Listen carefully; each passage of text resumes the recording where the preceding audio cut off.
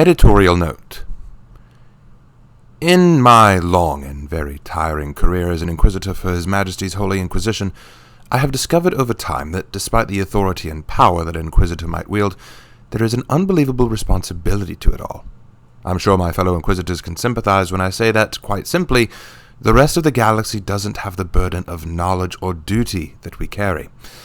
An Imperial Guard regiment, an Astartes chapter, a PDF unit, a Lord General, even an entire planet, need not concern itself with more than what is right in front of them. Point to a foe and declare it heretical, and inevitably, all of the pieces will fall into place, and the Guard, Astartes, PDF, Astra Militarum will all rush to the battle in the name of the Imperium and His Holy Majesty. But an Inquisitor cannot think this way.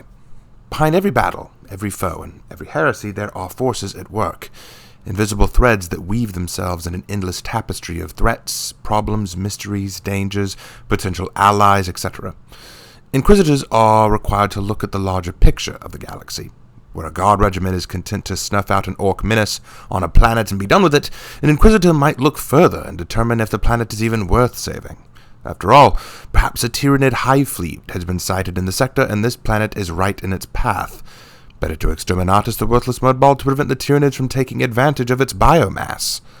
Certainly an entire world is eliminated and countless lives are lost, but these are the kinds of decisions that Inquisitors are required to make. That is why we are given the authority and power that we are, because only we have the fortitude to make those choices. If you do not have the stomach to sacrifice a man for the sake of a city, to sacrifice a city for the sake of a planet, to sacrifice a planet for the sake of the Imperium, then you would not make a good Inquisitor. Perhaps, however, you would make a better human than most of us. I have long suspected that we Inquisitors give up a small piece of our humanity for the sake of protecting humanity. Inquisitors have a reputation for being cold, manipulative, and in several cases completely mad, and this reputation can sometimes be quite accurate, but it all stems from a high sense of duty that we adhere to with staunch devotion and unwavering determination. I tell you all of this because as I progress into the next few installments of this archive, you must understand the mentality in place for the Knights as they prepare to defend Raffenfell. Please bear in mind that the Knights, particularly the Noble Legion, have no love for Raffenfell or its people. They are savages in every sense of the word, and their Vikings were guilty of causing damage and death to many citizens of Akshire, Knight Warden William's hometown. So suffice to say, any normal man or warrior would have been more likely to sabotage the defenses of Raffenfell and be done with it, rather than bolster them. Let the Orcs have it. Let them suffer. But that is not the duty that a knight swears an oath to. A knight's duty, ideally, is to the people, to peace, to justice, and to order. Over the course of centuries of bloodshed, this oath became more focused on the people of Ashfeld more than humanity as a whole, as the Ashfeld legions grew more and more isolated from the other two factions. But wardens like William remember the roots of their oaths. To fight for peace and order means more than single-minded focused. They must always look to the larger picture, and sometimes that means making very difficult decisions. When the Vikings attacked the Orcs in the mire to defend it, you could argue they only did so to test their merit against the Greenskins. And when the Samurai defended Akshire from the Greenskin warriors, it was likely to repay their debt of honor. But the Knights, in this instance, had absolutely no reason to stay and defend Raffenfell. So the only reason we can assume here is that William was upholding his oaths and looking to the larger picture. He might have made a fine Inquisitor if he just wasn't so morally headstrong. Though, despite this, I can't call it a shortcoming. I like to think that I was once more much like William before I rose to the ranks of the Inquisition. But with that in mind, it is important to bear witness to a strange decision William made before joining his forces in the gorge beyond Raffenfell. While he sent his noble legion on ahead to ready the defenses, he detoured with his conqueror friend Rodin. The two of them went a little further to the west to seek out a small coven there with a group of unlikely allies waiting. The following is from Rodin's own journal regarding this detour. From The Rising of Nobility by Captain Rodin of the Noble Legion. I couldn't begin to imagine the thoughts spinning in his head as he climbed off his horse and walked to that small fortress. The fortress was once a small outpost used to keep a lookout on the large river that the Vikings might use for an invasion. The stone and mortar construction was built just on the bank of the great river, with a small bridge leading from the iron gates into the keep itself. Wasn't large enough. Probably couldn't garrison half a legion in there, maybe 2 or 3 platoons if he had the supplies to last. No wonder the place had been abandoned after the Apollyon affair. But then, when the Chimera and Horkos War kicked up, a few new groups tried to occupy it. And now one does, and I wasn't at all interested in conversing with them. William was adamant, though. He wouldn't hear my arguments and had just taken to ignoring me as we walked to the gate. "You sure they'll even let us in?" I asked with a growl. "I doubt they have much interest in—" "I know what I'm doing, Rodin. Have a little more faith," he answered firmly. I shut up after that and watched as William stood before the gate. A few minutes later, it began to rise as a soldier was opening the way for us. William marched in, and I followed close, a hand near my flail at all times. And as we crossed the stone bridge, I saw them. Women wearing thick, powerful armor, others in dark robes or capes shrouding their body from the cold. Most had dark complexions or tanned-skinned, like their bodies had been exposed to the sun for too long. A few were more fair, but no matter their complexion, all had a look of malice about them. They were cold, indifferent. I sensed malevolence. Every one of their eyes seemed to track us as we entered their home. William didn't glance at them. He just walked forward, stiff like a sentinel. Perhaps his stride were to try and move past the women as soon as possible. Maybe by not acknowledging them, they'd be less of a threat. At least, that was my assumption. "My warden, they outnumber us." "I'm aware." "They'll kill us without a second thought." "Helena is not a fool. She knows the stakes. Besides, I have an old contact here." I didn't have to wait long to see who this contact was. As we moved further towards the inner keep, I finally saw 2 fully armored women approach. Their faces were hidden by helms, and they pulled long swords with waved flamberge patterned blades. One of them strode forward, and I finally pulled my flail ready to defend myself. William just put his hand out in front of me to stop me as he used his other hand to unstrap the helmet from his head, finally lifting it away. As the helmet fell, the woman who'd come close paused, and then removed her own, lowering her sword. "Morgana," William said calmly as she revealed her face. She had fair skin, with black hair tied tight into small braids that she kept under her helmet. Her eyes were a piercing blue like a wolf. She gave a smirk at William and then strode towards him. "The warden returns. Didn't think I'd see you again." Her voice was soft, but with an edge, like a sword edge sliding across another. "You owe me, Morgana, and I want to see your mistress," William ordered, not wavering for an instant, and Morgana shrugged her armored shoulders. "Mistress Helena is busy these days. Why should she make time for you? I might owe you, Adept Night Warden, but she owes you nothing." Morgana spoke with a sultry allure. I suspected if for a moment these two had once been romantically involved, but then dismissed it. The look William gave her was not of lustful affection. But what was she to him? What did she owe him? "She'll make time for me, if she values her security." "We're not afraid of these new monsters," Morgana laughed. "I'm not talking about the orcs. I meant her." Morgana's face suddenly darkened, and she looked back at her fellow Warmonger before sighing with trepidation. "Were you only a woman, you would have made an excellent Warmonger." Note: Warmonger, a general term that the people of Heathmoor use to describe a special order of the knights. Warmongers are an all-female knight order who have strict requirements for initiation. First, the woman must have already trained or been efficient in killing. Many conscripts of the Warmongers were once women who killed abusive spouses, or boyfriends, or perhaps daughters who fled their homes, or even former knights who fell out of favor. These women are then ordered to seek a knight and kill them, take their armor, and bring it back to the forges, where it is refashioned for their bodies. The Warmonger armor is uniquely made with clawed gauntlets and face-hiding helms to disguise their appearance, as all Warmongers seek to become like demons. High-ranking warmongers in the Order take demonic names to further emphasize this point. It's believed the Warmongers were founded, or at least inspired by, Apollyon, the first of their kind and the instigator of the Great War. The Warmongers made up the vanguard unit of the Order of Horkos, one of the competing groups in the current conflict. Morgana saying William would have made a good warmonger is probably somewhat true. William was ruthless and cunning, but he was just too morally sound, as I said before. "Now, that audience, please," William pressed. Morgana turned and marched towards the sanctum, her cape flowing behind her as William followed. I moved close to William's shoulder and tried to get his ear. "How do you know that warmonger?" During a skirmish with the Horkos Order, she was grievously wounded, and I pulled her to safety and treated her. "Why in hell's name would you do that?" I demanded. "Because I can't ignore family." "Family? She's my older sister."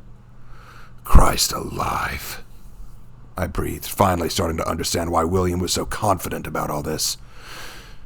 "His sister, Morgana, led us into a main audience chamber where there was a stone throne at the far end of a dark hallway, lit by torches and candlelight. Within there were 4 or 5 other warmongers, all in dark armor with helms like demon faces, and sitting on the throne was the one that sent my teeth chattering. I don't feel ashamed to admit it. She had black armor like the darkest night. Though her helmet was off, it might as well have stayed where it was, as her face alone was terrifying. Not that she was ugly, but she had pale skin and white hair with eyes that I swear to this day were red.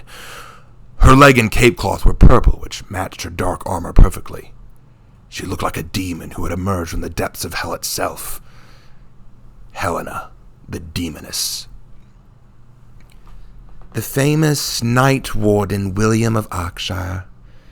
And you've brought a pet," Helena breathed with a voice softly spoken, but in a manner that, like Morgana, held a threatening edge. I didn't rise to the insult. I didn't have the courage. But William took a cautious step forward. "The Noble Legion is preparing to stand against the green-skinned threat. We know what they are, and we know their plans to destroy Hrafnfell. I come asking for your aid, the aid of the Luna Wolves." Note, the Luna Wolves, no relation to the Lunar Wolves, Space Marine Legion, now known as the Black Legion. Also called the Sisters of Lupin, is the name of Helena's Warmonger force. They've developed a reputation for nighttime raids on Viking villages and fortifications all across the southern borders of Valkenheim, as well as a few excursions into Ashfeld to attack weaker outposts and Legion battle lines.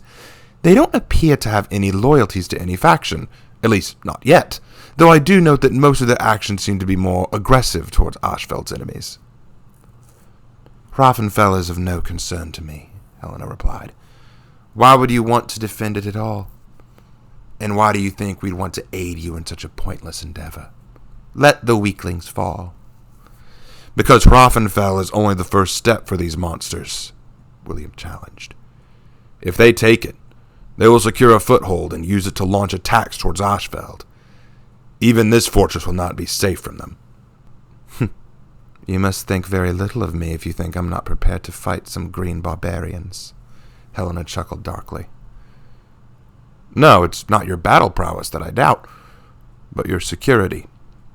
Even if you win against the orcs, your fortress will be exposed, damaged, unfit for battle. You will have interested parties snooping by, and I'm well aware Astria is still looking for you."